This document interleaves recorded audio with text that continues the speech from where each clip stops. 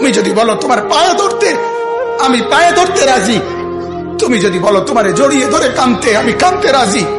তুমি বলো কেন আল্লাহর সাথে রাগ করলা, কেন আল্লাহর সাথে রাগ করলা, কেন আল্লাহর সাথে নারাজ হইলা, কেন সেজদা কপালে জুটলো না, কেন মালিকের সাথে সারাদিনের এত কিছুর বিনিময়ে আল্লাহ তাআলা একটা মিস কল দিলে, 2 সেকেন্ডের একটা মিস কল দিলে বন্ধু তুমি টের পাও তোমার মোবাইলে মিস কল আসছে।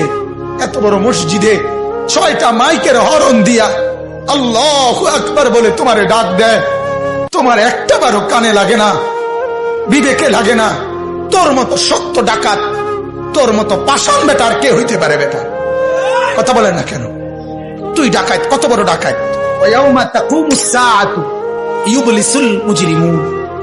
আল্লাহ তাআলা বলেন যখন হাসরের মাঠ কায়েম হবে, হাসরের মাঠ যখন কায়েম হবে, নাফরমানরা, পাপীরা, সমস্ত অপরাধীরা হাসরের মাঠের দৃশ্য এক নজর চতুর্দিক দেখার পর, অবস্থাটা উপলব্ধি করার পরে ইউবলিসুল মুজরিমুন, আল্লাহ বলে সব পাপীরা একেবারে ভেবাচেকা, একেবারে এলোমেলো, অস্থির, পেরেশান হয়ে যায়। হায় এখন কি হবে, এখন কি হবে? হাসরের ময়দানে দাঁড়িয়ে দেখবে আল্লাহ নবী সাল্লাল্লাহু আলাইহি সাল্লাম বলেন 2টা কদম, শুধুমাত্র 2 পাও রাখা যায় যতটুকু জায়গা। আল্লাহ রাসূল সাল্লাল্লাহু আলাইহি সাল্লাম বলেন একজন মানুষ হাসরের ময়দানে শুধু এতটুকু জায়গায় বরাদ্দ পাবে। এক সুতা ডানে বামে সামনে পিছনে আগ পিছ করতে পারবে না, 1 সেকেন্ডের জন্য বসতেও পারবে না। আল্লাহ তাআলা কোরআনুল কারীমে বলেছেন ইয়াউমা ইয়াকুমুন নাস লিরাব্বিল আলামিন, রব্বুল আলামিনের সামনে সবগুলো মানুষ দাঁড়িয়ে থাকবে, দাঁড়ানো দাঁড়ানো দাঁড়ানো থাকবে, দাঁড়িয়েই থাকবে। মাথার 1.5 হাত উপরে সূর্য, আল্লাহ বলবে সূর্য তোর সমস্ত তাপ আজ ছেড়ে দে, খুলে দে তোর সব তাপ। পায়ের নিচের জমিন উত্তপ্ত তামার মতো, তামার মতো উত্তপ্ত হয়ে যাবে। এরপরে আল্লাহ পাক রব্বুল আলামিন ফেরেশতাদেরকে দিয়ে জাহান্নামকে, কোরআনের স্পষ্ট আয়াত ওয়াজিআ ইয়াউমাইযিন বিজাহান্নাম, হাসরের ময়দানে এরকম পাশে জাহান্নামকে ফেরেশতারা টেনে আনবে। 70,000 শিকল হাদিসের মধ্যে আছে জাহান্নামের মধ্যে লাগাবে।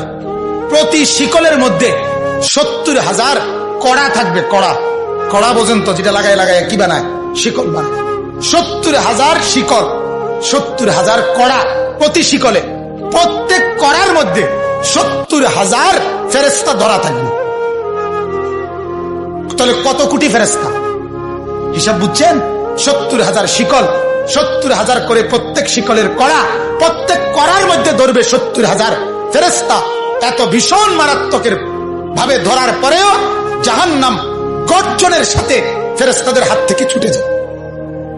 আল্লাহ তাআলা বলেন এই ভয়ঙ্কর দৃশ্য দেখার পরে গোটা হাসরের মাঠে পাপী নাফরমানরা নিরাশ হয়ে যাবে, পেরেশান হয়ে যাবে।